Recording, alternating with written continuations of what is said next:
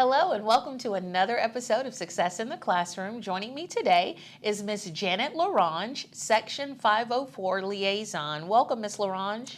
Thank you for having me, Dr. Shepard. Wonderful. So, scope of responsibilities. What exactly does a 504 liaison do?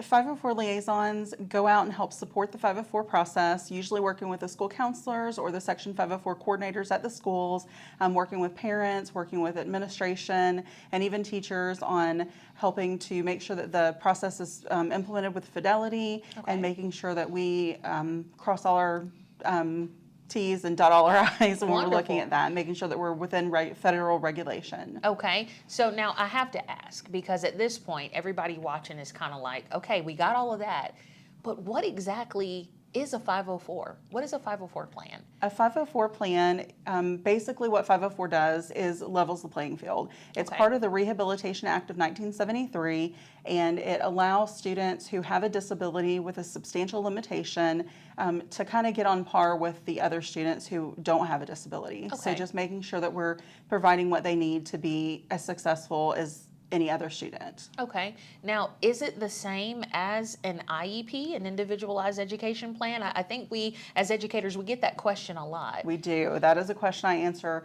almost daily. And they are different. They have a lot of similarities. A lot of the things that can be provided under a 504 would also be provided under an IEP through the ESC side. Some of the difference are IEPs would be more of a remedial. If you have a student that needs extra programs or supports that wouldn't be afforded to a 504 student, like just accommodations, you could have an inclusion teacher, you could have a learning strategies class, things like that would not be under a 504, but IDEA would protect the students for those. Okay, wonderful. Now, what would be the process that a parent or stakeholder needs to take to obtain a 504? The very first thing that you would need to do is contact your school, usually your school counselor, and they could start that process for you. So if you have a concern about your student, reach out to your school, let them know that you're thinking that your student may be eligible for a 504, and then they would go through the process of eligibility and evaluations. Okay, all right. Now, are these 504 plans set in stone? Can they be updated? What does that look like? They are set in stone, but they can be updated. So to answer that question, it's a both. When a student has a Section 504 plan, they are good for one full calendar year, and that's a federal protection.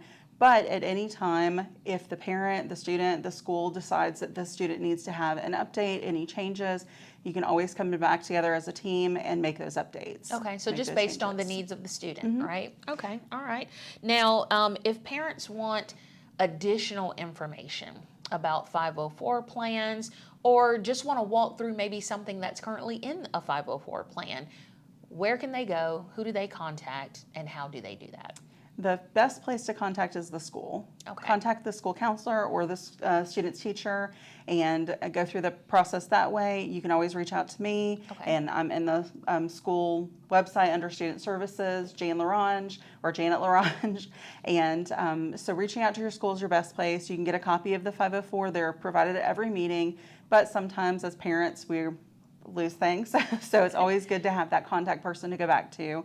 And then just, if you have any questions about that, reach out to your school. They would be the first person to help you. Okay. Well, look, hey, there you have it, folks. Everything you need to know about Section 504 plans. Ms. Larange, thank you so much for being here with me today. It was a pleasure, and we'll see you next time on Success in the Classroom.